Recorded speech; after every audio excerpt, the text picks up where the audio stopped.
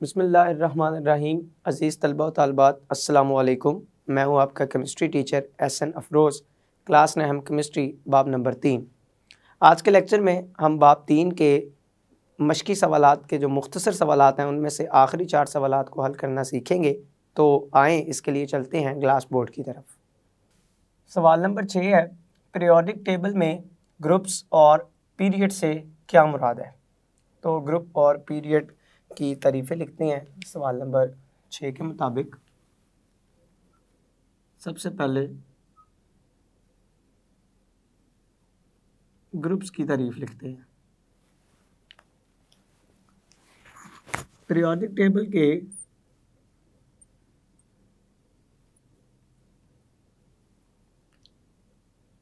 Periodic table में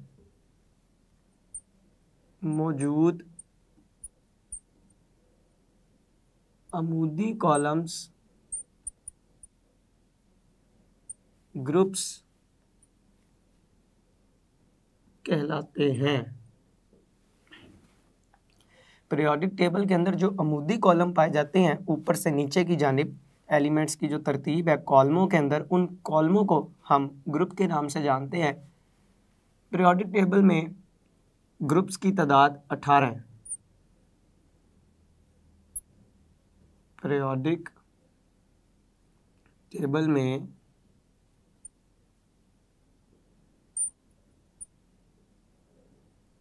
groups की तादाद 18 है। एक ही ग्रुप से ताल्लुक़ रखने वाले एलिमेंट्स की जो कीमियाई खसूसियात हैं वो तकरीबन एक जैसी होती हैं। हम लिखते हैं एक ही ग्रुप से ताल्लुक़ रखने वाले एलिमेंट्स की कीमियाई खसूसियात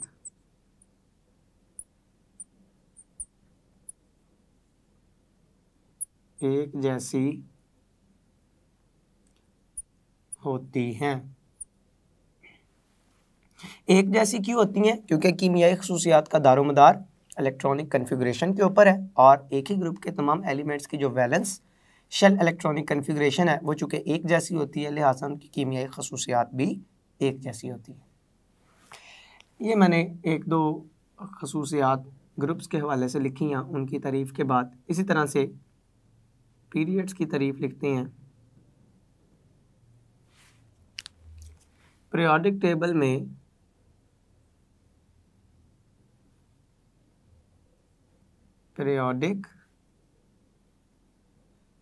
में मौजूद उफ़क़ी कतारें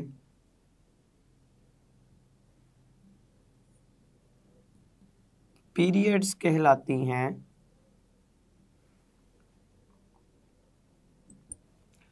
पीरियोडिक टेबल में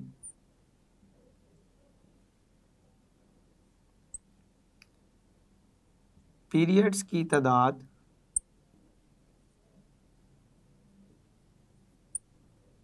7 है। एक ही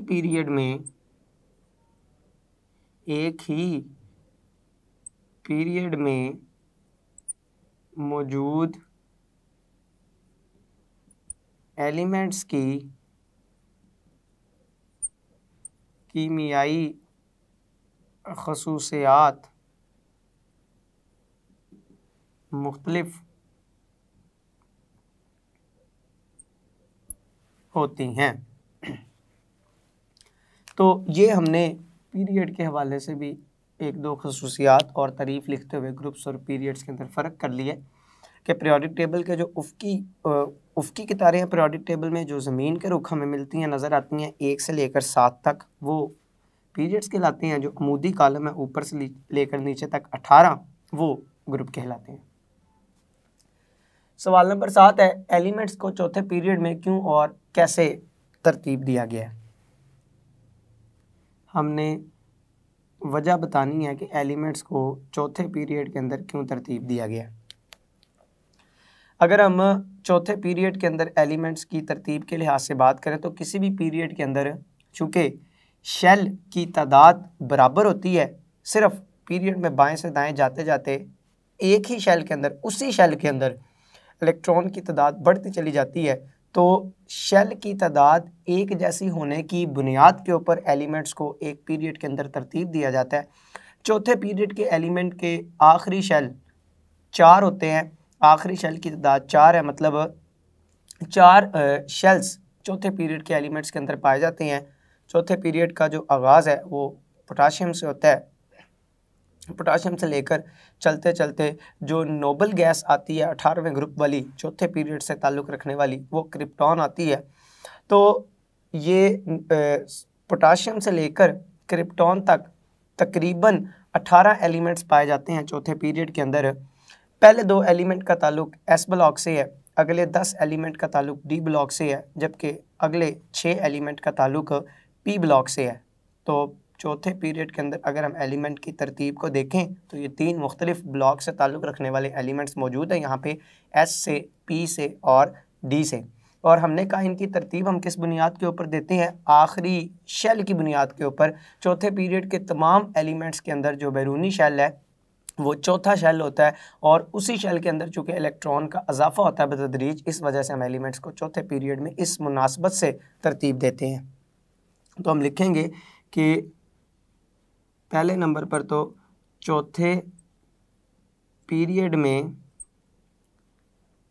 18 एलिमेंट्स पाए जाते हैं, 18 एलिमेंट्स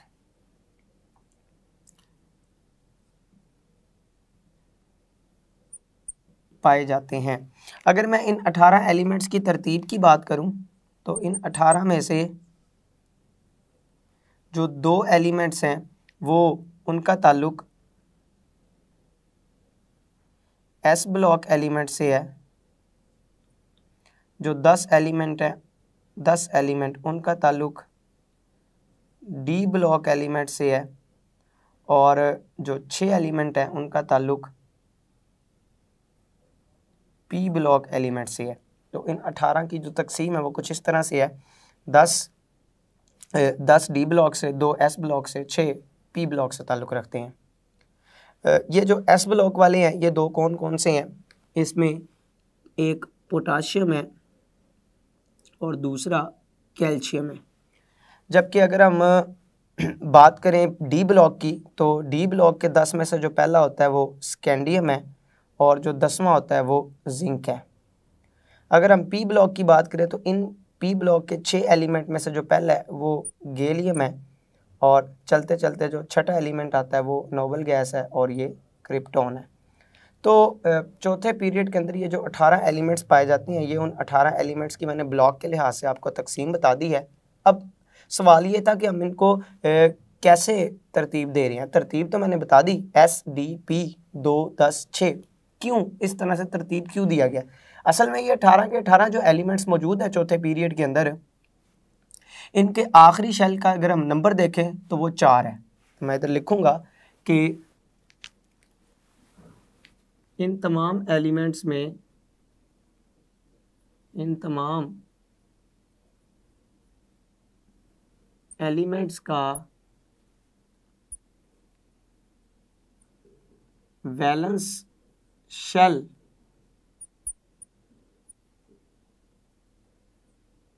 चौथा शेल होता है, और इसी शेल में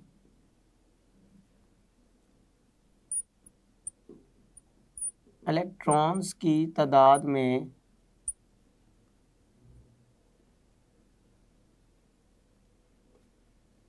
पोटाशियम से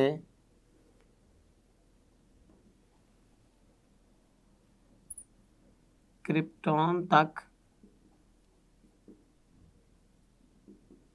बतदरीज इजाफा होता है, इसलिए इन 18 एलिमेंट्स को एक जैसा बैरूनी शेल होने की बुनियाद पर चौथे पीरियड में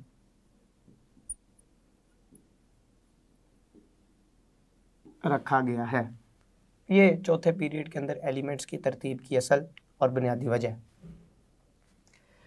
उसके बाद अगर हम सवाल नंबर 8 को देखें तो सवाल नंबर 8 है कि एक पीरियड में एटम का साइज बाकायदगी से कम क्यों नहीं होता। तो हमने वजह बतानी है कि एटम का साइज पीरियड के अंदर बाकायदगी से कम क्यों नहीं होता। अमूमन अगर हम अमूमन बात करें तो हम लिखेंगे कि अमूमन पीरियड में बाएं से दाएं जानिब एटम का साइज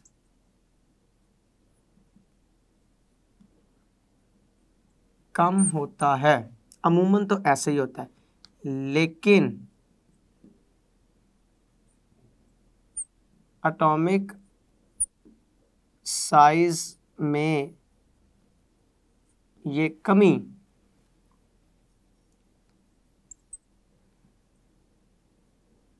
कुछ जगहात पर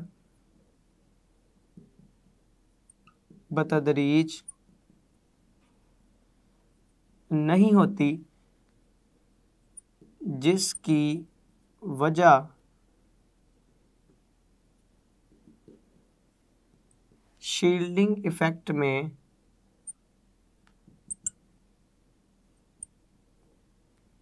होने वाली तब्दीली है। अब वो जो मैंने कहा ना कि कुछ जगहात, तो पीरियोडिक टेबल की वो जो कुछ जगहात होती हैं वो असल में उन जगहात का ताल्लुक डी ब्लॉक से होता है। तो पीरियोडिक टेबल के अंदर जो डी ब्लॉक एलिमेंट्स हैं, जब हम डी ब्लॉक में पीरियड में बाएं से दाएं जानिब हरकत करते हैं तो एटॉमिक साइज़ की जो कमी है वो बतदरीज नहीं देखी जाती, कभी कमी हो रही है कभी इजाफा हो रहा है। तो असल में उन एलिमेंट्स का जो शील्डिंग इफेक्ट है उसमें डी ऑर्बिटल के आ जाने की वजह से कमी या ज़्यादती होती है, जिसकी वजह से एटॉमिक साइज़ में भी बतदरीज कमी नहीं देखी जाती, कभी बढ़ है कभी कम हो रहा है। तो असल में शील्डिंग इफेक्ट का ताल्लुक एटॉमिक साइज़ से है। तो हम लिखेंगे कि शील्डिंग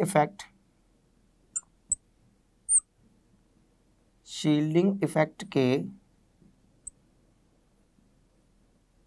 ज़्यादा होने से एटॉमिक साइज बढ़ेगा, जबकि शील्डिंग इफेक्ट कम होने से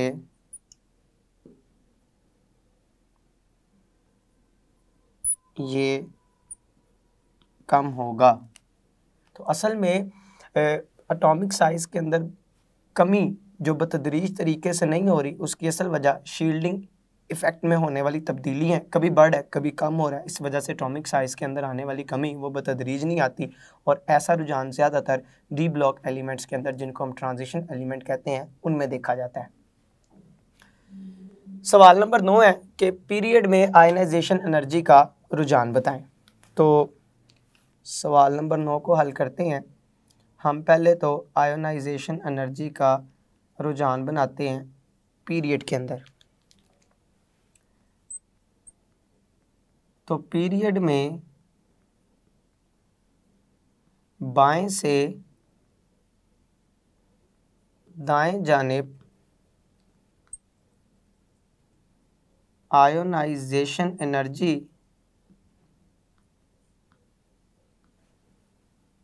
बढ़ती है।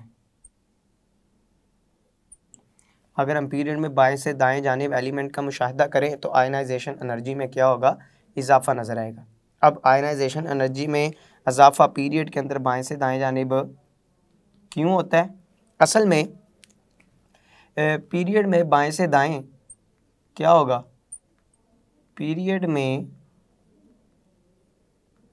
बाएं से दाएं जानिब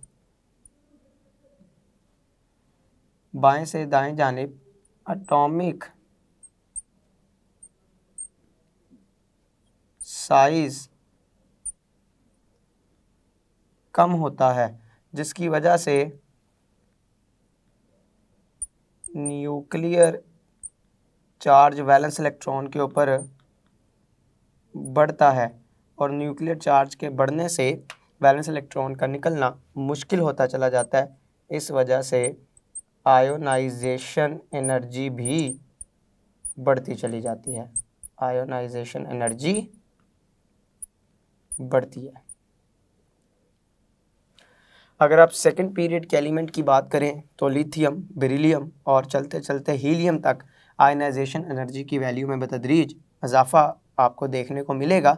लेकिन अगर आप पीरियड में ग्रुप नंबर 2 से ताल्लुक़ दूसरे पीरियड में ग्रुप नंबर 2 से ताल्लुक़ रखने वाला एलिमेंट और दूसरे पीरियड का ग्रुप नंबर 5, अगर मैं सिर्फ नॉर्मल एलिमेंट्स के ग्रुप्स की बात करूं, ग्रुप नंबर 5 मतलब जो नाइट्रोजन की फैमिली है, नाइट्रोजन की फैमिली का वैसे ग्रुप नंबर 15 बनता है।